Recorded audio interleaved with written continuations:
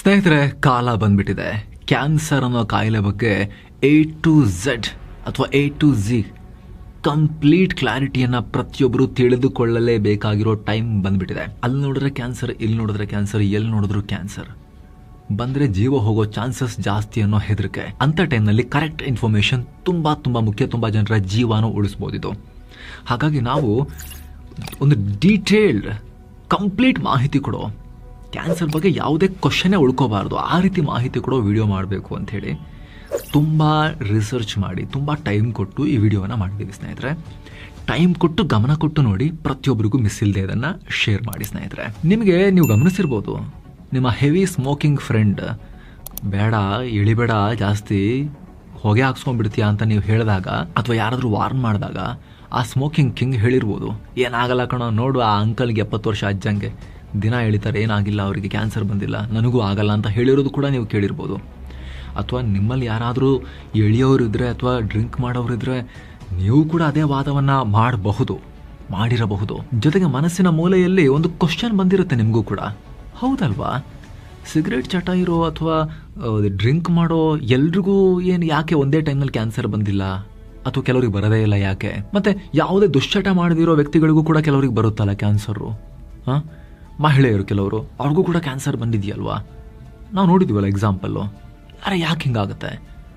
ತಂಬಾಕಿನ ಬಳಕೆಯಿಂದ, ಡ್ರಿಂಕ್ಸಿಂದ ಕ್ಯಾನ್ಸರ್ ಬರುತ್ತೆ ಅಂತ ಆದರೆ ಎಲ್ರಿಗೂ ಯಾಕೆ ಕಾಡಲ್ಲ? ಜೀವನದಲ್ಲಿ ಒಮ್ಮೆನೂ ಸಿಗರೇಟೇ ಮುಟ್ಟದೇ ಇರೋ ಮಹಿಳೆಯರಿಗೂ ಲಂಗ್ಸ್ ಕ್ಯಾನ್ಸರ್ ಯಾಕೆ ಬರುತ್ತೆ? ಈ ರೀತಿ ಸಾಕಷ್ಟು ಪ್ರಶ್ನೆಗಳಿರುತ್ತೆ ನಿಮ್ಮ ಹತ್ರ. ಸ್ನೇಹಿತರೆ, ಜಗತ್ತಿಗೆ ಅತಿ ಹೆಚ್ಚು ಜನರ ಸಾವಿಗೆ ಕಾರಣ ಆಗೋ ಅತಿ ಡೆಡ್ಲಿ ಕಾಯಿಲೆ ಅಂದರೆ ಅದು ಹೃದಯ ಸಂಬಂಧಿ ಕಾಯಿಲೆ. ಇವುಗಳಿಂದ ಜಗತ್ತಲ್ಲಿ ಪ್ರತಿ ವರ್ಷ 2 ಕೋಟಿ ಜನರ ಉಸಿರು ಹೋಗ್ತಾ ಇದೆ. 2ನೇ ಸ್ಥಾನದಲ್ಲಿರೋ ವಿಲನ್ನೇ ಈ ಕ್ಯಾನ್ಸರ್. ಕ್ಯಾನ್ಸರ್ಗೆ 1 ಕೋಟಿ ಜನ ಬಲಿಯಾಗ್ತಾರೆ ಪ್ರತಿ ವರ್ಷ. ಈ ಹೆಮ್ಮಾರಿ ಭಾರತದಲ್ಲೇ ವಾರ್ಷಿಕ 8.5 ಲಕ್ಷ ಜನರ ಜೀವ ತಿಂತಾ ಇದೆ. Heart disease and cancer are still 2 of the leading causes of death. Trend of rising cases of cancer and is now one of the major causes of death in the country. ಹಾಗಿದ್ರೆ ಏನಿದು cancer? ಇದು ಹೇಗೆ ಬರುತ್ತೆ? ಕಾರಣಗಳೇನು? ಇವತ್ತಿಗೂ ಕ್ಯಾನ್ಸರ್ಗೆ ಯಾಕೆ ನಿಖರವಾದ ಚಿಕಿತ್ಸೆ, ಔಷಧಿ ಪತ್ತೆ ಆಗಿಲ್ಲ? ಮನುಷ್ಯರು ಚಂದ್ರನ ಮೇಲೆ ಕಾಲಿಟ್ಟು ಬಂದರೂ ಕೂಡ ಕ್ಯಾನ್ಸರ್ ಅನ್ನ ಕಂಪ್ಲೀಟ್ಲಿ ಸಾಯಿಸಕ್ಕೆ ಯಾಕೆ ಆಗಿಲ್ಲ? ಅದೇ ನಮ್ಮನ್ನ ಯಾಕೆ ಸಾಯಿಸ್ತಾ ಇದೆ? ಜೊತೆಗೆ ಕ್ಯಾನ್ಸರ್ಗೆ ಇವಾಗಿರೋ ಟ್ರೀಟ್ಮೆಂಟ್ ಏನು, ಬದುಕೋ ಚಾನ್ಸಸ್ ಎಷ್ಟು, ಎಲ್ಲವನ್ನ ಸ್ನೇಹಿತರೆ ಕಂಪ್ಲೀಟ್ ಕ್ಲಿಯರ್ ಮಾಡ್ಕೊಳ್ತಾ ಹೋಗೋಣ. ಈ ಕ್ಯಾನ್ಸರ್ A to Z ವಿಡಿಯೋವನ್ನ ದಯವಿಟ್ಟು ಕಡೆ ತನಕ ಗಮನ ಕೊಟ್ಟು ಮಿಸ್ ಇಲ್ಲದೆ ನೀವು ನೋಡಲೇಬೇಕು ಹಾಗೂ ಬೇರೆಯವರಿಗೆ ಶೇರ್ ಮಾಡಲೇಬೇಕು ಸ್ನೇಹಿತರೆ. ಏನಿದು ಕ್ಯಾನ್ಸರ್? ಹೇಗೆ ವಕ್ಕರಿಸುತ್ತೆ? ಸ್ನೇಹಿತರೆ, ಕ್ಯಾನ್ಸರ್ ಪದದ ಮೂಲ ಗ್ರೀಕ್ ಭಾಷೆಯ ಕಾರ್ಸಿನೋಸ್. ಕ್ರಿಸ್ತಪೂರ್ವ 5ನೇ ಶತಮಾನದಲ್ಲಿದ್ದ ಗ್ರೀಕ್ ವೈದ್ಯ ಹಿಪೋಕ್ರೇಟ್ಸ್ ರೋಗಿಗಳ ಮೈ ಮೇಲೆ ಊದಿಕೊಂಡು ಏಡಿಗಳ ರೀತಿ ಕಾಣಿಸೋ ನಾಳಗಳಿಗೆ ಕಾರ್ಸಿನೋಸ್ ಅಂತ ಕರೆದ್ರು. ಇದರ ಅರ್ಥ ಏಡಿ. ಮುಂದೆ ಕ್ರಿಸ್ತಶಕ 1ನೇ ಶತಮಾನದಲ್ಲಿ ರೋಮನ್ ವೈದ್ಯ ಸೆಲ್ಸಸ್ ಈ ಗ್ರೀಕ್ ಭಾಷೆಯ ಕಾರ್ಸಿನೋಸ್ ಪದವನ್ನ ಲ್ಯಾಟಿನ್ಗೆ ಅನುವಾದಿಸಿ ಕ್ಯಾನ್ಸರ್ ಅಂತ ಕರೆದ್ರು. ಲ್ಯಾಟಿನ್ನಲ್ಲಿ ಕ್ಯಾನ್ಸರ್ ಅಂದರೆ ಮತ್ತದೇ ಏಡಿ. ಹೀಗೆ ಕ್ಯಾನ್ಸರ್ ಹೆಸರು ಬಂತು. ಕ್ಯಾನ್ಸರ್ ಬಗ್ಗೆ ಅಧ್ಯಯನ ಮಾಡುವ, ಇದನ್ನು ಪತ್ತೆ ಮಾಡಿ ಚಿಕಿತ್ಸೆ ನೀಡುವ ವೈದ್ಯಕೀಯ ಶಾಸ್ತ್ರದ ವಿಭಾಗಕ್ಕೆ ಆಂಕಾಲಜಿ ಅಂತ ಕರೀತಾರೆ. ಇಲ್ಲೂ ಅಗೇನ್ ಗ್ರೀಕ್ ಭಾಷೆಯ ಆಂಕೋಸ್, ಆಂಕಾಲಜಿ ಪದದ ಮೂಲ. ಆಂಕೋಸ್ ಅಂದರೆ ಊತ, ಇನ್ಫ್ಲಮೇಷನ್. ಕ್ಯಾನ್ಸರ್ಗೆ ಚಿಕಿತ್ಸೆ ಕೊಡೋ ಪರಿಣಿತ ವೈದ್ಯರನ್ನ ಆಂಕಾಲಜಿಸ್ಟ್ ಅಂತ ಕರೀತಾರೆ. ಈ ಕ್ಯಾನ್ಸರ್ ಕಾಯಿಲೆ ಪ್ರಾಣಿಗಳಲ್ಲಿ ಲಕ್ಷ ವರ್ಷಗಳಿಂದಲೂ ಇದೆ. ಡೈನೋಸಾರ್ ಫಾಸಿಲ್ಗಳಲ್ಲೂ ಕೂಡ ಕ್ಯಾನ್ಸರ್ನ ಗುರುತುಗಳು ಸಿಕ್ಕಿವೆ. ಕ್ಯಾನ್ಸರ್ ಕುರಿತು 3000 ವರ್ಷ ಹಿಂದೆನೆ ಮನುಷ್ಯರು ಬರೆದು ಇಟ್ಟಿದ್ದ ದಾಖಲೆಗಳು ಕೂಡ ಇವೆ. ಅಂದ್ರೆ ಕ್ಯಾನ್ಸರ್ ಇವತ್ತು ನಿನ್ನೆಯ ಹೊಸ ಕಾಯಿಲೆ ಅಲ್ಲ. ಸಹಸ್ರಮಾನಗಳಿಂದ ಮನುಕುಲ ಹಾಗೂ ಬೇರೆ ಜೀವಿಗಳನ್ನ, ಪ್ರಾಣಿಗಳನ್ನ ಕಾಡ್ತಲೇ ಇರೋ ಬೆಂಬಿಡದ ಭೂತ ಇದು. ಸ್ನೇಹಿತರೆ, ಸಾಮಾನ್ಯವಾಗಿ ನಾವು ಕ್ಯಾನ್ಸರ್ ಅಂತ ಏಕವಚನದಲ್ಲಿ ಕರಿತೇವೆ. ಆದರೆ ಕ್ಯಾನ್ಸರ್ ಅನ್ನೋದು ಒಂದೇ ಕಾಯಿಲೆ ಅಲ್ಲ, ಇದು 200 ಕಾಯಿಲೆಗಳ ಸಮೂಹ. ಇವುಗಳಲ್ಲಿ ಒಂದು ಹೋಲಿಕೆ ಇದೆ, ಸಾಮ್ಯತೆ ಇದೆ. ಅದು ಜೀವಕೋಶಗಳ ಲಂಗು ಲಗಾಮಿಲ್ಲದ ಅನಿಯಂತ್ರಿತ ಬೆಳವಣಿಗೆ, ಅನ್ಕಂಟ್ರೋಲ್ಡ್ ಗ್ರೋತ್ ಆಫ್ ಸೆಲ್ಸ್. ಮನುಷ್ಯರ ದೇಹದಲ್ಲಿರೋ ಸೆಲ್ಗಳು ಅಥವಾ ಜೀವಕೋಶಗಳು ಯಾವುದೇ ನಿಯಂತ್ರಣ ಇಲ್ಲದೆ ಯದ್ವಾ ತದ್ವಾ ಬೆಳೆಯೋದು, ಅನಗತ್ಯವಾಗಿ ಬೆಳೆದು ಗೆಡ್ಡೆಯಾಗಿ ಜನರ ಪ್ರಾಣ ತೆಗೆಯೋದು. ನೋಡಿ, ಇಲ್ಲಿ ಸಾಮಾನ್ಯ ಸೆಲ್ ಮತ್ತು ಕ್ಯಾನ್ಸರ್ ಸೆಲ್ಗಳಿವೆ. ಸಾಮಾನ್ಯ ಸೆಲ್ ನಿರ್ದಿಷ್ಟ ಗಾತ್ರದಲ್ಲಿದ್ದರೆ ಕ್ಯಾನ್ಸರ್ ಸೆಲ್ಗಳು ಬೇಕಾಬಿಟ್ಟಿ ವಿಕಾರವಾಗಿ ಬೆಳೀತಾ ಇವೆ. ಈ ಬೆಳವಣಿಗೆಯೇ ಜಗತ್ತಲ್ಲಿ ಪ್ರತಿ ವರ್ಷ 1 ಕೋಟಿ ಜನರ ಕಥೆಯನ್ನು ಮುಗಿಸ್ತಾ ಇರೋದು. ಹಾಗಿದ್ರೆ ಕ್ಯಾನ್ಸರ್ ಬರೋದು ಹೇಗೆ ಅಂದರೆ ಇದಕ್ಕುತ್ತರ ನಾವು ಮನುಷ್ಯರ ದೇಹದಲ್ಲಿ ನಡೆಯೋ ಒಂದು ಅದ್ಭುತ ಕಾಪಿ ಪೇಸ್ಟ್ ಪ್ರಕ್ರಿಯೆಯನ್ನು ಮೊದಲು ಅರ್ಥ ಮಾಡ್ಕೋಬೇಕು. ಮನುಷ್ಯನ ದೇಹದ ಮೂಲ ಸೂತ್ರವನ್ನು ನಾವು ಫಸ್ಟ್ ಭೇದಿಸಬೇಕು. ಅದನ್ನು ಇವಾಗ ನಾವು ಮಾಡ್ತೇವೆ. ಸ್ನೇಹಿತರೆ ಗಮನಿಸಿ, ಕ್ಯಾನ್ಸರ್ ವೈರಸ್ ಅಥವಾ ಬ್ಯಾಕ್ಟೀರಿಯಾದಿಂದ ಬರೋ ಕಾಯಿಲೆ ಅಲ್ಲ. ಇದು ಹೊರಗಿಂದ ದೇಹದ ಒಳಗೆ ನುಗ್ಗಲ್ಲ. ಇದು ದೇಹದ ಒಳಗಡೆ ಜೀವಕೋಶಗಳಲ್ಲೇ ಹುಟ್ಟೋ ಒಂದು ಪ್ರಾಬ್ಲಮ್, ಒಂದು ಸಾಫ್ಟ್ವೇರ್ ಗ್ಲಿಚ್ ಅಂತ ಅನ್ಕೊಳ್ಳಿ. ನಮ್ಮ ದೇಹದ ಇಂಟರ್ನಲ್ ಸಾಫ್ಟ್ವೇರ್ನ ಕೋಡಿಂಗ್ನಲ್ಲಿ ಆಗೋ ಗ್ಲಿಚ್ ಇದು. ತಲೆ ಕೆಡಿಸ್ಕೋಬೇಡಿ, ಎಲ್ಲವನ್ನ ಕಂಪ್ಲೀಟ್ ಬ್ರೇಕ್ ಡೌನ್ ಮಾಡಿ ಎಕ್ಸ್ಪ್ಲೇನ್ ಮಾಡ್ತೇವೆ. ಸ್ನೇಹಿತರೆ, ನಿಮ್ಮ ದೇಹದಲ್ಲಿ ಈಗ ನೋಡ್ತಿದ್ದೀರಲ್ಲ, ಇದೊಂದು ಸೆಲ್. ಇದು ಇಂತಹ 37 ಲಕ್ಷ ಕೋಟಿ ಸೆಲ್ಗಳಿರ್ತವೆ. ನಿಮ್ಮ ಪ್ರತಿ ಸೆಲ್ನಲ್ಲೂ ನಿಮ್ಮ ಜೀನೋಮ್ನ ಬ್ಲೂ ಪ್ರಿಂಟ್ ಇರುತ್ತೆ. ಪ್ರತಿ ಸೆಲ್ನಲ್ಲಿ 6 ಬಿಲಿಯನ್ DNA ಬೇಸ್ ಪೇರ್ ಇರುತ್ತೆ, ಜೋಡಿ. ಈ ಸೆಲ್ಗಳು ಡಿವೈಡ್ ಆಗಿ ಹೆಚ್ಚಾಗ್ತಲೇ ಇರ್ತವೆ. ಇದು ನಿರಂತರ ಪ್ರಕ್ರಿಯೆನೇ. ಸೆಲ್ಗಳು ಡಿವೈಡ್ ಆಗದೆ ಹೋದರೆ 1, 2 ಆಗಿಲ್ಲ ಅಂದರೆ ಏನಾಗುತ್ತೆ ಅಂತ ನೀವು ಕೇಳ್ಬೋದು. ಮಕ್ಕಳು ಬೆಳೆಯಲ್ಲ, ಗಾಯ ಮಾಯಲ್ಲ, ರೋಗ ನಿರೋಧಕ ಶಕ್ತಿ ದುರ್ಬಲ ಆಗುತ್ತೆ. ಸಣ್ಣ ಪುಟ್ಟ ವೈರಸ್ ಬಂದರೂ ಹಾಸ್ಪಿಟಲ್ ಸೇರಬೇಕಾಗತ್ತೆ, ಜೀವನೂ ಹೋಗ್ಬೋದು. ಟಿಶ್ಯೂಗಳು, ಮಸಲ್ಗಳು ಕರಗ್ತವೆ, ಬಾಡಿಯಲ್ಲಿ ರಕ್ತ ಕಮ್ಮಿ ಆಗುತ್ತೆ, ಎಲ್ಲ ಅಂಗಾಂಗಗಳು ಫೇಲ್ ಆಗಿ ಜೀವನೇ ಹೋಗುತ್ತೆ. ಸೊ ಎಲ್ಲದಕ್ಕೂ ಹೊಸ ಸೆಲ್ಗಳು ಹುಟ್ಟೋದು ಅಗತ್ಯ. ಅಸಲಿಗೆ ಸೆಲ್ಗಳಿಂದಲೇ ನಮ್ಮ ದೇಹ ನಿರ್ಮಾಣ ಆಗಿರೋದು. ಆದ್ದರಿಂದ ಮನುಷ್ಯರ ಜೀವಿತಾವಧಿಯಲ್ಲಿ ಟ್ರಿಲಿಯನ್ ಗಟ್ಟಲೆ ಹೊಸ ಸೆಲ್ಗಳು ಹುಟ್ಟುತ್ತಾನೆ ಇರ್ತವೆ. ಆದರೆ ಈ ನ್ಯಾಚುರಲ್ ಪ್ರಾಸೆಸ್ನಲ್ಲಿ, ಪ್ರೊಡಕ್ಷನ್ ಫ್ಯಾಕ್ಟ್ರಿಲಿ ಕೆಲವೊಂದು ಸಲ ಎಡವಟ್ಟುಗಳಾಗಿ ರಾಂಗ್ ಪ್ರಾಡಕ್ಟ್ಗಳು ಹುಟ್ಟುಬಿಡ್ತವೆ. ಇಲ್ಲಿ ಏನಾಗುತ್ತೆ ಅಂದರೆ, ಸೆಲ್ ಡಿವಿಷನ್ ವೇಳೆ DNA ಎಲ್ಲ 6 billion base pair copy paste ಆಗಲೇಬೇಕು.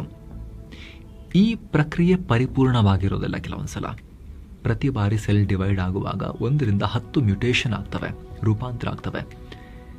ಇದಕ್ಕೆ ಕಾರಣ ಕಾಪಿ ಪೇಸ್ಟ್ ಪ್ರಕ್ರಿಯೆಯಲ್ಲಿನ ತಪ್ಪು. ಈ ತಪ್ಪಿನಿಂದ ಹೊಸ ಸೆಲ್ ಹಳೆ ಸೆಲ್ಗಿಂತ ಕೊಂಚ ಭಿನ್ನ ಆಗುತ್ತೆ. ಈ ಭಿನ್ನತೆ ಹೊಸ ಸೆಲ್ಗೆ ಹಾನಿ ಮಾಡುತ್ತೆ, ಡ್ಯಾಮೇಜ್ ಮಾಡುತ್ತೆ. ಇಂಥ ಹಾನಿಯನ್ನು ತಡೆಯೋಕ್ಕೂ ನಮ್ಮ ದೇಹದಲ್ಲಿ ಮೆಕ್ಯಾನಿಸಮ್ ಇದೆ. ಒಂದಲ್ಲ 4 ಸುತ್ತಿನ ಕೋಟೆ ಇದೆ. ಈಗ ಪ್ರಾಡಕ್ಟ್ ಫ್ಯಾಕ್ಟ್ರಿಲಿ ಬಂದಿರೋದು ಕಸ್ಟಮರ್ಗೆ ಹೋಗೋಕ್ಕಿಂತ ಮುಂಚೆ ಟೆಸ್ಟೆಡ್, ಓಕೆ, ಇದಿಲ್ಲ, ಇದು ವೇಸ್ಟು, ಇದು ಪ್ರೊಡಕ್ಷನ್ ಕ್ಯಾನ್ಸಲ್, ಇದು ವೇಸ್ಟ್ ಪೀಸ್ ಅಂತೇಳಿ ಮಾಡ್ತಾರಲ್ವಾ. ಆ ಥರ ವ್ಯವಸ್ಥೆ ದೇಹದಲ್ಲಿದೆ. ಸ್ನೇಹಿತರೆ, ದೇಹ ಎಂಥ ವಂಡರ್ಫುಲ್ ಸಿಸ್ಟಮ್ ಅಂತ ಹೇಳಿದ್ರೆ, ದೇಹದಲ್ಲಿ ಸೆಲ್ಗಳು ಯಾವಾಗ ಬೆಳಿಬೇಕು, ಯಾವಾಗ ಸಾಯಬೇಕು ಅನ್ನೋ ಸಿಗ್ನಲ್ ಹೋಗುತ್ತೆ. ಸಿಗ್ನಲ್ ಸಿಗದೆ ಹುಟ್ಟುವ ಅನಗತ್ಯ ಸೆಲ್ಗಳನ್ನು ಕೊಲ್ಲೋ ಸಿಸ್ಟಮ್ ಕೂಡ ಇದೆ. ಕಾಪಿ ಪೇಸ್ಟ್ ಮಿಸ್ಟೇಕಿಂದ ಆಗಿ ಬರೋ ಈ ವೇಸ್ಟ್ ಸೆಲ್ಗಳನ್ನು ನಾಶ ಮಾಡಿ ಕ್ಲೀನ್ ಮಾಡೋ ಸಿಸ್ಟಮ್ ಕೂಡ ಇದೆ. ಏನು ಗೊತ್ತಾ ಸಿಸ್ಟಮ್? ಈ ಸೆಲ್ಗಳ ಬೆಳವಣಿಗೆ ನಿಯಂತ್ರಿಸೋಕೆ ಟ್ಯೂಮರ್ ಸಪ್ರೆಸರ್ ಜೀನ್ ಇರುತ್ತೆ. ಇದು ಸೆಲ್ ಡಿವಿಷನ್ಗೆ ಬ್ರೇಕ್ ಹಾಕುತ್ತೆ. DNA ಏನಾದ್ರು ಡ್ಯಾಮೇಜ್ ಇದ್ರೆ ಅದನ್ನು ರಿಪೇರಿ ಕೆಲಸ ಮಾಡುತ್ತೆ. ತೀರಾ ಹಾನಿಯಾದ ಅಥವಾ ಹಳೆ ಸೆಲ್ಗಳಿಗೆ ಇದು ರಿಪೇರಿ ಮಾಡೋಕ್ಕಾಗಲ್ಲ ಅಂದರೆ ಗುಜರಿಗೆ ಹಾಕುತ್ತೆ. ಅದಕ್ಕೆ ಸಾಯಿ, ನೀನು ಮುಗಿಸು, ನಿನ್ನ ಕೆಲಸ ಮುಗೀತು, ಇನ್ಮೇಲೆ ನೀನಿರೋದು ಬೇಡ ಅಂತ ಸೆಲ್ಗೆ ಕಮಾಂಡ್ ಕೊಡುತ್ತೆ. ಜೊತೆಗೆ ದೇಹದಲ್ಲಿ ಪ್ರೂಫ್ ರೀಡಿಂಗ್ ಸಿಸ್ಟಮ್ ಇದೆ. ಇದು DNA ಕಾಪಿ ಆಗೋ ವೇಳೆ ಆಗಿರೋ ತಪ್ಪುಗಳನ್ನು ಸರಿಪಡಿಸಿ ಸರಿ ಮಾಡುತ್ತೆ. ಒಬ್ರು ಹೊಸ ಕಾಪಿ ರೈಟರ್ ಬರೆದಿರೋ ಸ್ಕ್ರಿಪ್ಟನ್ನು ಸೀನಿಯರ್ ನೋಡಿಬಿಟ್ಟು ಎಡಿಟರ್ ಫೈನಲ್ ಮಾಡ್ತಾರಲ್ಲ, ಆ ಥರ ರಿಪೇರಿ ಮಾಡೋಕೆ ಆಗದಷ್ಟು ಡ್ಯಾಮೇಜ್ ಆದ ಸೆಲ್ಗಳನ್ನು ನಾಶ ಮಾಡೋ ಸಿಸ್ಟಮ್ ಇದೆ. ಈ ಕ್ರಮಬದ್ಧ ಪ್ರೋಗ್ರಾಮನ್ನು ಅಪಾಪ್ಟೋಸಿಸ್ ಅಂತ ಕರೀತಾರೆ. ಸಾಲದಕ್ಕೆ ರೋಗ ನಿರೋಧಕ ಶಕ್ತಿ ಸೆಲ್ಗಳು ದೇಹದಲ್ಲಿ ಗಸ್ತು ತಿರುಗ್ತಾ ಇರ್ತವೆ. ಅಸ್ವಾಭಾವಿಕವಾಗಿ ವರ್ತಿಸುವ, ವಿಚಿತ್ರವಾಗಿ ವರ್ತಿಸುವ ಸೆಲ್ಗಳನ್ನು ಗುರುತಿಸಿ ಅವು ವೇಗವಾಗಿ ಹರಡುವ ಮುನ್ನ, ಪ್ರಾಲಿಫರೇಟ್ ಪಸರಿಸೋ ಮುನ್ನ ಅವುಗಳನ್ನು ಫಿನಿಶ್ ಮಾಡ್ತವೆ. ಹೀಗಾಗಿ ಎಲ್ಲರ ದೇಹದಲ್ಲೂ ಎಲ್ಲ ಕಾಲದಲ್ಲೂ ಸೆಲ್ಗಳು ತಮ್ಮಿಷ್ಟದಂತೆ ಬೇಕಾಬಿಟ್ಟಿಯಾಗಿ ಬೆಳೆಯಲ್ಲ. ಆದರೆ ಯಾವಾಗ ಈ 4 ಸಿಸ್ಟಮ್ ಏಕಕಾಲಕ್ಕೆ ಫೇಲ್ ಆಗ್ತವೋ ಆಗ ಒಂದು ಕೆಟ್ಟ ಸೆಲ್ ಹುಟ್ಟುತ್ತೆ. ಈ ಸೆಲ್ ಕೇವಲ ಒಂದು ಮ್ಯೂಟೇಷನ್ನಿಂದ ಆಗಿರೋದಿಲ್ಲ. ವರ್ಷಗಳ ಕಾಲ, ದಶಕಗಳ ಕಾಲ ಸೆಲ್ನಲ್ಲಿ ಬೇಡವಾದ ಮ್ಯೂಟೇಷನ್ಗಳು ಆಗಿ ಆಗಿ ಆಗಿ ಆ ಮ್ಯೂಟೇಷನ್ಗಳು ಸಂಗ್ರಹ ಆಗಿ ಆಗಿ ಆಗಿ ಇವುಗಳ ಸಂಖ್ಯೆ 100 ಆದ ಬಳಿಕ ಒಂದು ದುಷ್ಟ ಸೆಲ್ ಹುಟ್ಟುತ್ತೆ. ಅದೇ ಕ್ಯಾನ್ಸರ್ ಸೆಲ್. ಹೆಚ್ಚು ವಯಸ್ಸಾದವರಿಗೆ ಕ್ಯಾನ್ಸರ್ ಹೆಚ್ಚಾಗಿ ಕಾಡೋಕೆ ಇದೇ ಕಾರಣ. ಹಿರಿಯರ ದೇಹದಲ್ಲಿ ದಶಕಗಳಿಂದ ಮ್ಯೂಟೇಷನ್ನಿಂದಾಗಿ DNA ಡ್ಯಾಮೇಜ್ ಸಂಗ್ರಹ ಆಗಿರುತ್ತೆ. ಆ ಡ್ಯಾಮೇಜನ್ನು ರಿಪೇರಿ ಮಾಡೋಕೆ ದೇಹ ಅಷ್ಟು ಗಟ್ಟಿಮುಟ್ಟಾಗಿರೋದಿಲ್ಲ. ಹೀಗಾಗಿ ಮೊದಲು ಒಂದೇ ಒಂದು ಇರೋ ಕ್ಯಾನ್ಸರ್ ಸೆಲ್ ತಾನು ಡಿವೈಡ್ ಮಾಡಿಕೊಂಡು ಅಸಂಖ್ಯವಾಗಿ ಬೆಳೆಯೋಕೆ ಶುರುವಾಗುತ್ತೆ. ಇದರಿಂದ ದೇಹದ ಒಳಗಡೆ ಟ್ಯೂಮರ್ ಅಥವಾ ಗೆಡ್ಡೆಯಾಗಿ ಮನುಷ್ಯರ ಪ್ರಾಣನೇ ಹೊರಟೋಗ್ಬಿಡುತ್ತೆ. ಕ್ಯಾನ್ಸರ್ ಮನುಷ್ಯರ ದೇಹದಲ್ಲಿ ಏನ್ ಮಾಡುತ್ತೆ ಸ್ನೇಹಿತರೆ? ಈ ರೀತಿ ಬೆಳೀತಾ ಹೋಗೋ ಕ್ಯಾನ್ಸರ್ ಸೆಲ್ಗಳು ಗಡ್ಡೆ ರೀತಿ ರೂಪುಗೊಳ್ತವೆ. ಇವು ದೇಹದ ಯಾವ ಭಾಗದಲ್ಲಿವೆ ಅನ್ನೋದರ ಮೇಲೆ ಹಾನಿ ನಿರ್ಧಾರ ಆಗುತ್ತೆ. ಉದಾಹರಣೆಗೆ ಲಂಗ್ಸ್ ಅಲ್ಲಿ, ಶ್ವಾಸಕೋಶದಲ್ಲಿ ಮಿತಿ ಮೀರಿ ಬೆಳೆದ್ರೆ ಅದು ಶ್ವಾಸಕೋಶದ ಏರ್ವೇಗಳನ್ನ, ಉಸಿರಾಟ ಮಾಡೋ ಜಾಗಗಳನ್ನ ಬ್ಲಾಕ್ ಮಾಡುತ್ತೆ. ಹಾಗೆ ಲಂಗ್ ಟಿಶ್ಯೂಸ್ ಅನ್ನ ನಾಶಪಡಿಸ್ತವೆ. ಕಡೆಗೆ ಲಂಗ್ಸ್ ಸಾಕಷ್ಟು ಆಕ್ಸಿಜನ್ ಅನ್ನ ಹೀರ್ಕೊಂಡು ದೇಹಕ್ಕೆ ಕೊಡೋಕೆ ಆಗಲ್ಲ. ಆವಾಗ ಆಕ್ಸಿಜನ್ ಸಪ್ಲೈ ಇಲ್ಲದೆ ಹೋದ್ರೆ ದೇಹ ಉಳಿಯಲ್ಲ. ಕೆಲವೊಮ್ಮೆ ಕ್ಯಾನ್ಸರ್ ತಾನು ಹುಟ್ಟಿದ ಜಾಗದಿಂದ ಜಿಗಿದು ಬೇರೆ ಅಂಗಗಳಿಗೂ ಹರಡುತ್ತೆ. ಇದನ್ನ ಮೆಟಾಸ್ಟಾಸಿಸ್ ಅಥವಾ ಮೆಟಾಸ್ಟ್ಯಾಟಿಕ್ ಕ್ಯಾನ್ಸರ್ ಅಂತ ಕರೀತಾರೆ. ಕ್ಯಾನ್ಸರ್ ಸೆಲ್ಗಳು ಬೇರೆ ಬೇರೆ ಅಂಗಗಳಿಗೆ ಹರಡಿದ್ರೆ ಅಲ್ಲಿರೋ ಆರೋಗ್ಯಕರ ಸೆಲ್ಗಳ ಬೆಳವಣಿಗೆಯೂ ನಿಂತು ಹೋಗುತ್ತೆ. ಯಾಕಂದ್ರೆ ತಮ್ಮ ಜಾಗಕ್ಕೆ ಬೇರೆ ಸೆಲ್ಗಳು ಬಂದ್ರೆ ಸಾಮಾನ್ಯ ಸೆಲ್ಗಳು ಬೆಳೆಯಲ್ಲ. ಇವು ಬೆಳೆದೇ ಇದ್ರೆ ಏನಾಗುತ್ತೆ ಅಂತ ನಿಮಗೆ ಗೊತ್ತೇ ಇದೆ, ನಾವು ಮೊದಲೇ ವಿವರಿಸಿದ್ದೀವಿ ಸ್ನೇಹಿತರೆ. ಕ್ಯಾನ್ಸರ್ ಸೆಲ್ಗಳು ಲಿವರ್ ಮತ್ತು ಮೆದುಳಿನಂತಹ ಕ್ರಿಟಿಕಲ್ ಅಂಗಗಳಿಗೆ ನುಗ್ಗಿದ್ರೆ ಅವುಗಳನ್ನು ಡ್ಯಾಮೇಜ್ ಮಾಡಿ ಜೀವನೇ ತೆಗೆಯುತ್ತೆ. ನಾವು ಮೊದಲೇ ಹೇಳಿದ ಹಾಗೆ ಕ್ಯಾನ್ಸರ್ ಅನ್ನೋದು ಒಂದು ಕಾಯಿಲೆ ಅಲ್ಲ, ಅದು 200 ಕಾಯಿಲೆಗಳ ಸಮೂಹ, ದೊಡ್ಡ ರೋಗದ ಗುಂಪು ಇದು. ಕ್ಯಾನ್ಸರ್ ಗೆಡ್ಡೆ ದೇಹದ ಯಾವ ಭಾಗದಲ್ಲಿ, ಯಾವ ಟಿಶ್ಯೂಗಳಲ್ಲಿ, ಯಾವ ರೀತಿಯ ಸೆಲ್ಗಳಲ್ಲಿ ತಲೆ ಎತ್ತುತ್ತವೆ ಅನ್ನೋದರ ಆಧಾರದ ಮೇಲೆ ಇದರ ಹೆಸರು ಡಿಸೈಡ್ ಆಗುತ್ತೆ. ಉದಾಹರಣೆಗೆ ಆಗಲೇ ಹೇಳಿದ ಹಾಗೆ ಲಂಗ್ಸ್ ಅಲ್ಲಾದಾಗ ಲಂಗ್ಸ್ ಕ್ಯಾನ್ಸರ್, ಬ್ರೈನ್ನಲ್ಲಿ ಶುರುವಾದರೆ ಬ್ರೈನ್ ಕ್ಯಾನ್ಸರ್ ಅಥವಾ ಬ್ರೈನ್ ಟ್ಯೂಮರ್, ರಕ್ತ ಉತ್ಪಾದಿಸುವ ಟಿಶ್ಯೂಗಳಲ್ಲಿ ಕ್ಯಾನ್ಸರ್ ಶುರುವಾದರೆ ಅದನ್ನು ಲ್ಯುಕೇಮಿಯಾ ಅಂತಾರೆ. ಹೀಗೆ ಸಾಕಷ್ಟು ಟೈಪ್ ಆಫ್ ಕ್ಯಾನ್ಸರ್ಸ್ ಇವೆ. ಎಷ್ಟೊಂದು ರೀತಿಯ ಕ್ಯಾನ್ಸರ್ಗಳಿವೆ ಅಂತ ನೀವು ಸ್ಕ್ರೀನ್ ಮೇಲೂ ಕೂಡ ನೋಡ್ತಾ ಇದ್ದೀರಾ. ಹಾಗಿದ್ರೆ ಈ ಕ್ಯಾನ್ಸರ್ಗಳು ಎಲ್ಲಿಂದ ಬರ್ತವೆ? ಇದಕ್ಕೆ ಕಾರಣ ಏನು? ತಂಬಾಕು, ಉರಿ ಬಿಸಿಲು, ವಂಶವಾಹಿ, ಎಲ್ಲಿಂದ ಬರುತ್ತೆ ಕ್ಯಾನ್ಸರ್? ಸ್ನೇಹಿತರೆ, ಇಂಥ ವ್ಯಕ್ತಿಗೆ ಇದೇ ಕಾರಣಕ್ಕೆ ಕ್ಯಾನ್ಸರ್ ಬಂತು ಅಂತ ಹೇಳೋ ರೀತಿ ವಿಜ್ಞಾನ ಇವತ್ತು ಮುಂದುವರೆದಿಲ್ಲ ಅಷ್ಟೊಂದು ಪರ್ಫೆಕ್ಟ್ ಆಗಿ. ಆದರೆ ಯಾರಿಗೆಲ್ಲ ಕ್ಯಾನ್ಸರ್ ಬಂದಿದೆಯೋ ಅವರ ಕೇಸ್ ಸ್ಟಡಿ ಆಧಾರದ ಮೇಲೆ ವೈದ್ಯರು ಕ್ಯಾನ್ಸರ್ಗೆ ಏನೇನು ಕಾರಣಗಳು ಜಾಸ್ತಿ, ಪಾಸಿಬಿಲಿಟೀಸ್ ಏನೇನು ಅಂಥೇಳಿ ಗುರುತಿಸಿದ್ದಾರೆ. ತಂಬಾಕು ಪದಾರ್ಥಗಳ ಸೇವನೆಯಿಂದ ಕ್ಯಾನ್ಸರ್ ಬರೋ ಸಾಧ್ಯತೆ ಹಲವು ಪಟ್ಟು ಜಾಸ್ತಿ ಆಗುತ್ತೆ. ಅಮೆರಿಕದ centre for disease control and prevention ಪ್ರಕಾರ ತಂಬಾಕು ಪದಾರ್ಥವಾದ ಸಿಗರೆಟ್ನಲ್ಲಿ 7,000 ಕೆಮಿಕಲ್ಸ್ ಇರ್ತವೆ. ಇವುಗಳಲ್ಲಿ ಕನಿಷ್ಠ 69 ಕೆಮಿಕಲ್ಸ್ ಕ್ಯಾನ್ಸರ್ಗೆ ಕಾರಣ ಆಗ್ತವೆ.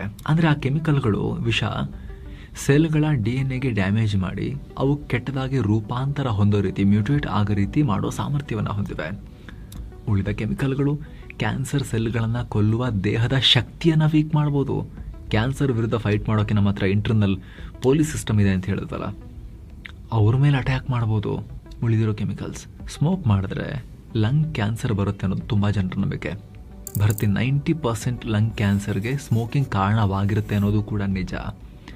ಆದರೆ ಸ್ಮೋಕಿಂಗ್ ಲಂಗ್ಸ್ ಜೊತೆಗೆ ಎಲ್ಲ ಅಂಗಗಳಿಗೂ ಕ್ಯಾನ್ಸರ್ ಕಿಡಿ ಹಚ್ಚೋ ಸಾಮರ್ಥ್ಯವನ್ನು ಹೊಂದಿದೆ. ಬರೀ ಲಂಗ್ಸ್ ಮಾತ್ರ ಅಲ್ಲ.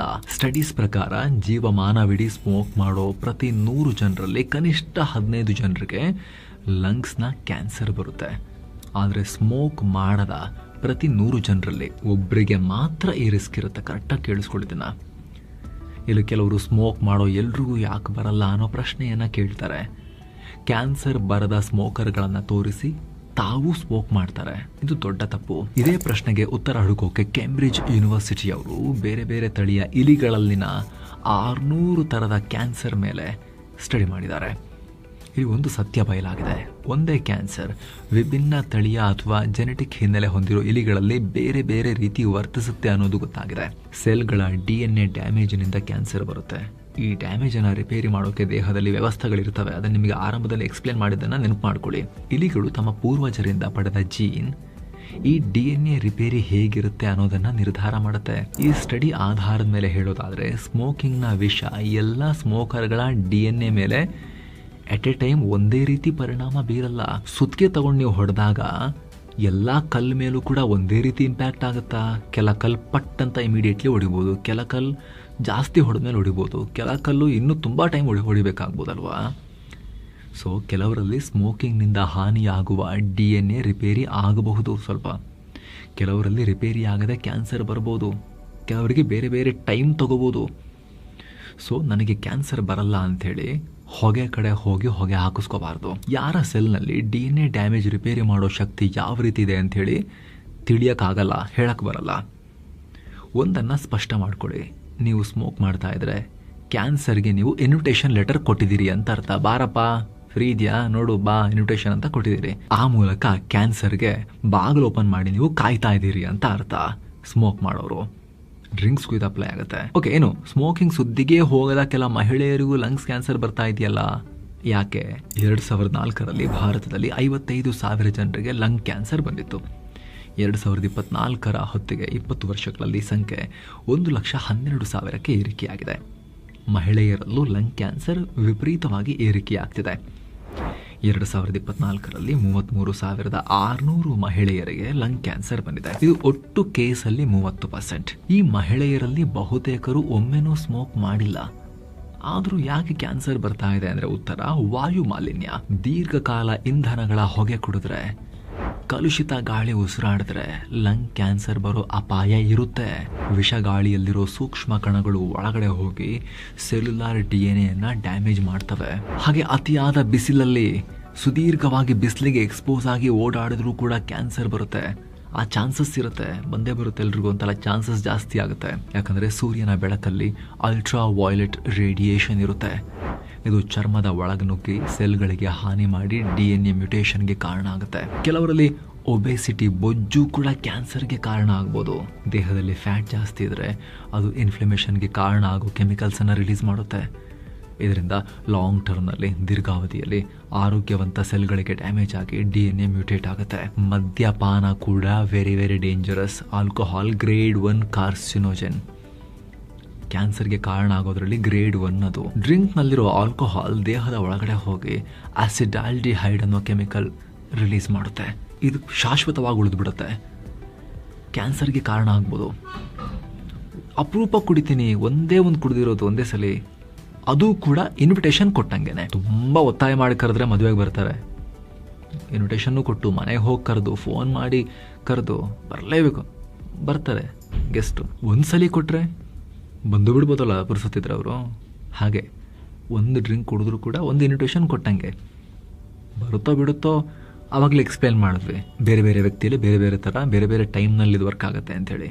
ಸೊ ಇನ್ವಿಟೇಷನ್ ಕೊಡೋಕ್ಕೆ ಹೋಗಬೇಡಿ ಕ್ಯಾನ್ಸರ್ಗೆ. ಜೊತೆಗೆ ಹೆರಿಡಿಟಿ ಕಾರಣದಿಂದಲೂ ಕೂಡ ಕ್ಯಾನ್ಸರ್ ಬರ್ಬೋದು.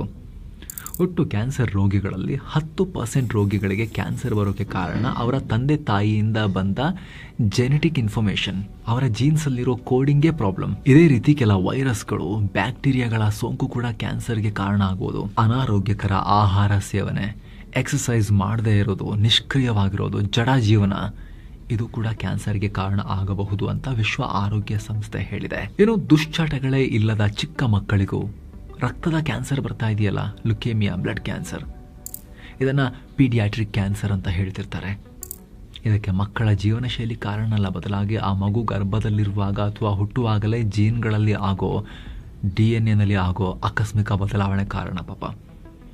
ಸೊ ಯಾರಿಗೆ ಯಾಕೆ ಕ್ಯಾನ್ಸರ್ ಬಂತು ಅಥವಾ ಯಾಕೆ ಬರಬಹುದು ಅಂತ ನಿಖರವಾಗಿ ಹೇಳೋದು ಕಷ್ಟ. ಒಮ್ಮೆ ಕ್ಯಾನ್ಸರ್ ಬಂದರೆ ಚಿಕಿತ್ಸೆ ಇನ್ನೂ ಕಷ್ಟ. ಯಾಕಂದರೆ ಸ್ನೇಹಿತರೆ, ಕ್ಯಾನ್ಸರ್ನ ನಿಗೂಢ ಆಟವೇ ಕಾರಣ ಇದಕ್ಕೆ, ಚಿಕಿತ್ಸೆ ಕಷ್ಟ ಅನ್ನೋದಕ್ಕೆ. ವೈರಸ್ ಅಥವಾ ಬ್ಯಾಕ್ಟೀರಿಯಾದಿಂದ ಬರೋ ಕಾಯಿಲೆಗೆ ಲಸಿಕೆ, ಔಷಧಗಳನ್ನು ಕಂಡುಹಿಡಿದುಕೊಳ್ಬೋದು. ಕೊರೋನಾಗೂ ಕೂಡ ಬಂದ ತಕ್ಷಣ ಲಸಿಕೆ ಕಂಡುಹಿಡಿದ್ರು. ಯಾಕಂದರೆ ಇವು ದೇಹಕ್ಕೆ ಹೊರಗಿನಿಂದ ಬರೋ ಪ್ರಾಬ್ಲಮ್ಸ್, ವೈರಿಗಳು. ಇವುಗಳಲ್ಲಿ ಹೊರಗಿನ ಪ್ರೋಟೀನ್ ಇರುತ್ತೆ. ರೋಗ ನಿರೋಧಕ ಶಕ್ತಿ ಇವುಗಳನ್ನು ಗುರುತಿಸಿ ದಾಳಿ ಮಾಡೋ ರೀತಿಯಲ್ಲಿ ನಾವು ವ್ಯವಸ್ಥೆ ಮಾಡ್ಕೋಬಹುದು. ಲಸಿಕೆಗಳ ಮೂಲಕ ನಮ್ಮ ದೇಹದ ರೋಗ ನಿರೋಧಕ ಶಕ್ತಿಗೆ ಇವುಗಳನ್ನು ಕೊಲ್ಲುವ ಟ್ರೈನಿಂಗ್ ಕೂಡ ಕೊಡ್ಬೋದು. ಔಷಧದಿಂದಲೂ ವೈರಸ್, ಬ್ಯಾಕ್ಟೀರಿಯಾಗಳನ್ನು ಕಂಟ್ರೋಲ್ ಮಾಡ್ಬೋದು, ಕೊಲ್ಲಬಹುದು. ಆದರೆ ಕ್ಯಾನ್ಸರ್ ವಿಚಾರದಲ್ಲಿ ಹಾಗಲ್ವೇ? ನಮ್ಮ ದೇಹವೇ ಮಾಡೋ ಮೋಸ ಅಲ್ವಾ ಇದು? ಆದರೆ ಆ ಮೋಸಕ್ಕೆ ಹೊರಗಿನಿಂದ ಕಾಂಟ್ರಿಬ್ಯೂಷನ್ ಇರ್ಬೋದು, ಆದರೆ ಆಗೋದು ಕೆಲಸ ಒಳಗಡೆನೆ. ಇದು ವೈದ್ಯ ವಿಜ್ಞಾನಕ್ಕೆ ಅತಿ ದೊಡ್ಡ ಸವಾಲು. ಯಾಕಂದರೆ ಕ್ಯಾನ್ಸರ್ ಸೆಲ್ ಒಳಗಿನಿಂದಲೇ, ಆರೋಗ್ಯಕರ ಸೆಲ್ನಿಂದಲೇ ಹುಟ್ಟೋದಲ್ವಾ, ಆವಾಗಲೇ ಹೇಳಿದ ಹಾಗೆ. ಇದರ ಬಯೋಕೆಮಿಸ್ಟ್ರಿ ಹೆಲ್ದಿ ಸೆಲ್ ರೀತಿಯೇ ಇರುತ್ತೆ. ಜೊತೆಗೆ ವಿವಿಧ ಕ್ಯಾನ್ಸರ್ ಸೆಲ್ಗಳು ವಿಭಿನ್ನ ಗುಣಲಕ್ಷಣಗಳನ್ನು ಹೊಂದಿರ್ತವೆ, ಎಲ್ಲ ಒಂದೇ ಥರ ಇರಲ್ಲ.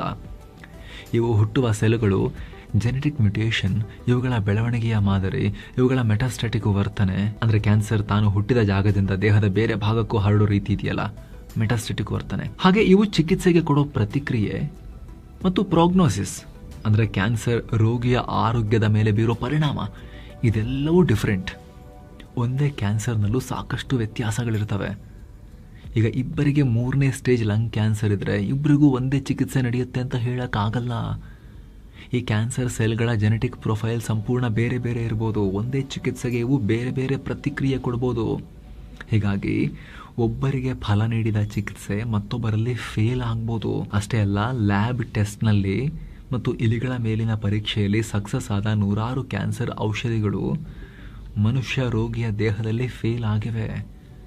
ಕ್ಯಾನ್ಸರ್ ಹೇಗೆ ಅಂದರೆ, ಒಬ್ಬ ರೋಗಿಯನ್ನು ಸಂಪೂರ್ಣ ಸ್ಟಡಿ ಮಾಡಿ ಆತನಿಗಾಗಿಯೇ ಪ್ರತ್ಯೇಕ ಟ್ರೀಟ್ಮೆಂಟ್ ಪ್ಲಾನ್ ಮಾಡಬೇಕು. ಜ್ವರ ಬಂದರೆ ದೇಶದ ಯಾವುದೇ ರೋಗಿಗೆ ಪ್ಯಾರಾಸಿಟಮಲ್ ಕೊಡ್ತಾರೆ. ಆದರೆ ಇಲ್ಲಿ ಹಂಗಲ್ಲ, ಪ್ರತಿ ಪೇಷಂಟ್ನ ಸಪ್ರೇಟಾಗಿ ಸ್ಟಡಿ ಮಾಡಬೇಕು. ಹೀಗಾಗಿನೇ ಕ್ಯಾನ್ಸರ್ಗೆ ಇಲ್ಲಿ ತನಕ ನಿಖರವಾಗಿರೋ ಟ್ರೀಟ್ಮೆಂಟ್ ಬಂದಿಲ್ಲ. ಆದರೆ ವೈದ್ಯರು ಆಯಾ ರೋಗಿಯ ಸ್ಥಿತಿ ನೋಡಿಕೊಂಡು ಟ್ರೀಟ್ಮೆಂಟ್ ಪ್ಲಾನ್ ಮಾಡ್ತಾರೆ.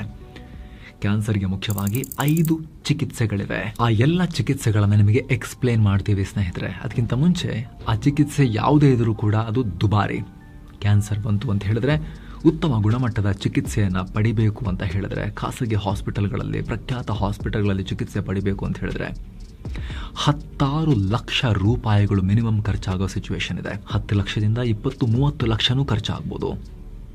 ಹಾಗಾಗಿ ಸ್ನೇಹಿತರೆ, ಬರೀ ಕ್ಯಾನ್ಸರ್ ಅಂತಲ್ಲ, ಯಾವುದೇ ಆರೋಗ್ಯ ಸಮಸ್ಯೆಯಿಂದ ರಕ್ಷಣೆ ಪಡೆಯೋಕೆ ಹೆಲ್ತ್ ಇನ್ಶೂರೆನ್ಸ್ ಅನ್ನೋದು ಬೇಸಿಕ್ ಅನಿವಾರ್ಯತೆ ಈಗಿನ ಕಾಲದಲ್ಲಿ. ಒಬ್ಬ ವ್ಯಕ್ತಿ ಹೆಲ್ತ್ ಇನ್ಶೂರೆನ್ಸ್ ಮಾಡಿಸಿ ಒಂದು 20 ಲಕ್ಷನೋ 25 ಲಕ್ಷನೋ 1 ಕೋಟಿವರೆಗೂ ಕವರೇಜ್ ಕೊಡೋ ಹೆಲ್ತ್ ಇನ್ಶೂರೆನ್ಸನ್ನು ಈಸಿಯಾಗಿ ಮಾಡಿಸ್ಬೋದು ಈಗಿನ ಕಾಲದಲ್ಲಿ.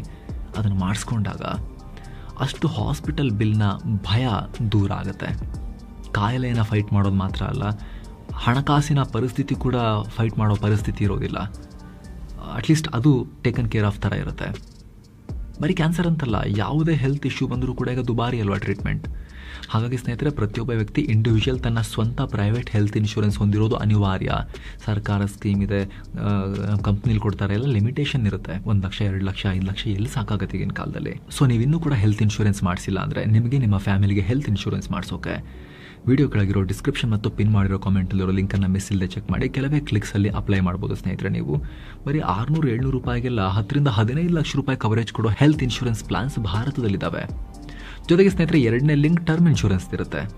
ದುಡಿಯೋ ವ್ಯಕ್ತಿಯನ್ನು ಫ್ಯಾಮಿಲಿ ಕಳ್ಕೊಂಡ್ರೆ ಅವರಿಗೆ ಆರ್ಥಿಕವಾಗಿ ಮುಂದೇನು ಅನ್ನೋದಕ್ಕೆ ಪರಿಹಾರವೇ ಟರ್ಮ್ ಇನ್ಶೂರೆನ್ಸ್. ಬರೀ 500-600 ರೂಪಾಯಿಗೆಲ್ಲ 1 ಕೋಟಿ ರೂಪಾಯಿ ಕವರೇಜ್ ಕೊಡೋ ಟರ್ಮ್ ಇನ್ಶೂರೆನ್ಸ್ ಮಾಡಿಸ್ಬೋದು.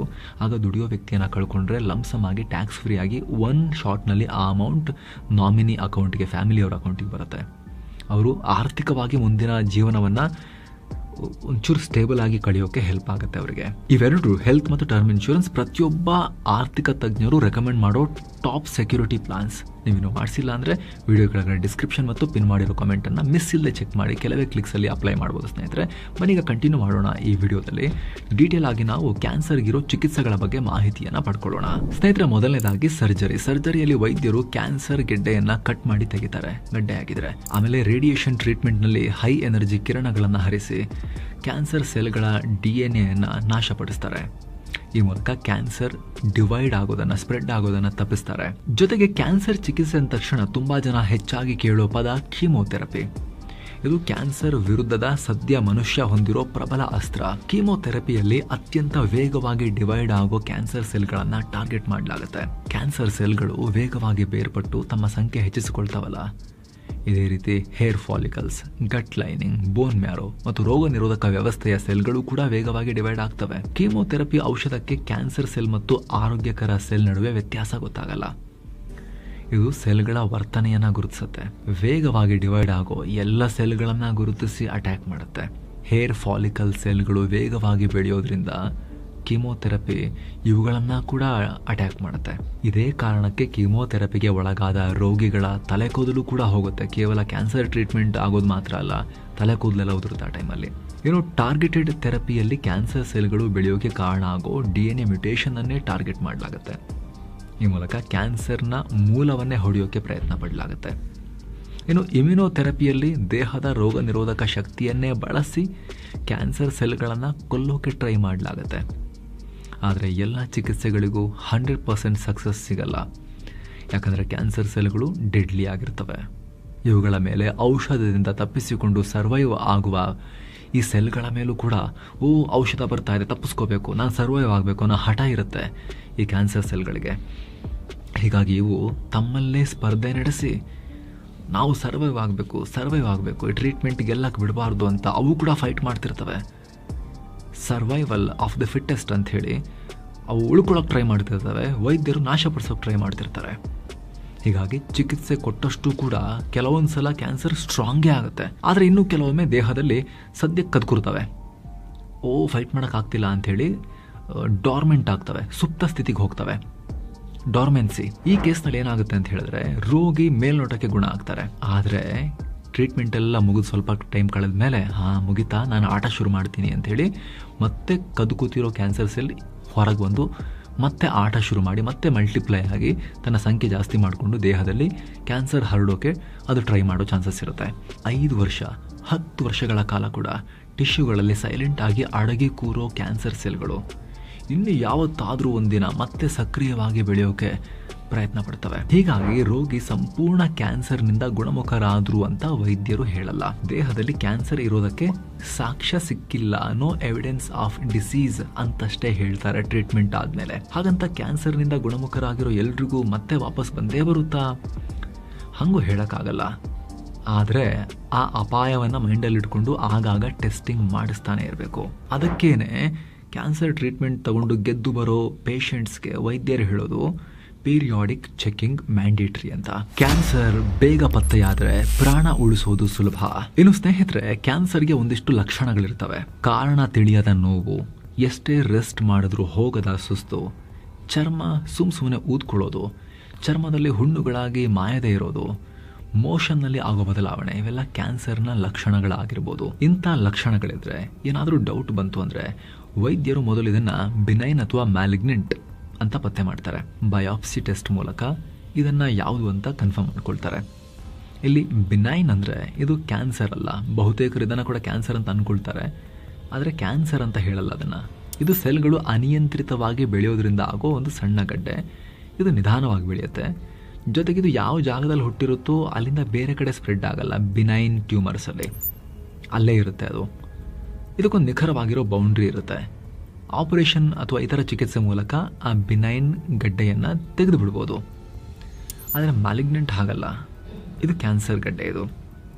ಇದು ಅನಿಯಂತ್ರಿತವಾಗಿ ಎಲ್ಲ ಕಡೆಗೆ ಹರಡ್ಬೋದು. ಒಂದೇ ಜಾಗದಲ್ಲಿ ಇರಬೇಕು ಅಂತಿಲ್ಲ, ಇದು ಬೇರೆ ಕಡೆಗೂ ಹರಡ್ಬೋದು. ಬ್ಲಡ್ ಸ್ಟ್ರೀಮ್ ಅಥವಾ ಲಿಂಫ್ ಸಿಸ್ಟಮ್ ಮೂಲಕ ಹರಡುತ್ತೆ.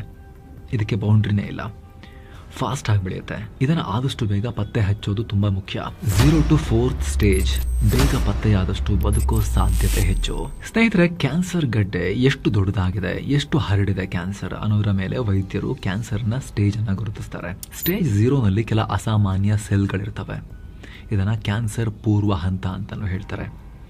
ಈ ಹಂತದ ಬಹುತೇಕ ಕ್ಯಾನ್ಸರನ್ನು ಗುಣಪಡಿಸ್ಬೋದು. ಸ್ಟೇಜ್ 1ನಲ್ಲಿ ಕ್ಯಾನ್ಸರ್ ಗಡ್ಡೆ ಅಥವಾ ಟ್ಯೂಮರ್ ತೀರಾ ಚಿಕ್ಕದಿರುತ್ತೆ. ಇದು ಲಿಂಫ್ ನೋಡ್ಸ್ ಅಥವಾ ದುಗ್ಧ ರಸ ಗ್ರಂಥಿಗಳಿಗೆ ತಲುಪಿರೋದಿಲ್ಲ. ಈ ಲಿಂಫ್ ನೋಡ್ಸ್ ದೇಹದಲ್ಲಿ ಚೆಕ್ ಪಾಯಿಂಟ್ ರೀತಿ ಕೆಲಸ ಮಾಡ್ತವೆ. ಲಿಂಫ್ ಫ್ಲೂಯಿಡ್ನಲ್ಲಿನ ವೈರಸ್ಗಳು, ಬ್ಯಾಕ್ಟೀರಿಯಾಗಳನ್ನು ನಾಶಪಡಿಸುತ್ತೆ. ಈ ಹಂತದಲ್ಲಿ ರೋಗಿ ಉಳಿಯೋ ಚಾನ್ಸಸ್ ಇರುತ್ತೆ, ಅವಾಗಲೂ ಕೂಡ ಚಾನ್ಸಸ್ ಜಾಸ್ತಿ ಇರುತ್ತೆ. ಸ್ಟೇಜ್ 2ನಲ್ಲಿ ಟ್ಯೂಮರ್ ದೊಡ್ಡದಾಗಿ ಬೆಳೆದು ಲಿಂಫ್ ನೋಡ್ಸ್ಗೆ ಸ್ಪ್ರೆಡ್ ಆಗೋ ಹಂತಕ್ಕೆ ತಲುಪಿರುತ್ತೆ. ಈ ಹಂತದಲ್ಲಿ ಸರ್ಜರಿ, ರೇಡಿಯೇಷನ್ ಮತ್ತು ಕೀಮೋಥೆರಪಿ ಅಂತ ಚಿಕಿತ್ಸೆ ಕೊಡಬೇಕಾಗತ್ತೆ. ಸ್ಟೇಜ್ 3ನಲ್ಲಿ ಕ್ಯಾನ್ಸರ್ ಹತ್ತಿರದ ಟಿಶ್ಯೂಗಳಿಗೆ ಹರಡಿರುತ್ತೆ ಮತ್ತು ಲಿಂಫ್ ನೋಡ್ಸ್ಗೂ ಕೂಡ ನುಗ್ಗಿರುತ್ತೆ. ಈ ಹಂತದಲ್ಲೂ ಕ್ಯಾನ್ಸರನ್ನು ಗುಣಪಡಿಸೋ ಸಾಧ್ಯತೆ ಇರುತ್ತೆ, ಆದರೆ ಚಾಲೆಂಜಸ್ ಇರುತ್ತೆ. ಆದರೆ ನೆಕ್ಸ್ಟ್ ಸ್ಟೇಜ್ 4 ಇದೆಯಲ್ಲ, ಕ್ಯಾನ್ಸರ್ ಮೆಟಾಸ್ಟ್ಯಾಟಿಕ್ ರೂಪವನ್ನು ತಾಳಿರುತ್ತೆ. ದೂರದ ಟಿಶ್ಯೂಗಳಿಗೂ ಸ್ಪ್ರೆಡ್ ಆಗಿರುತ್ತೆ.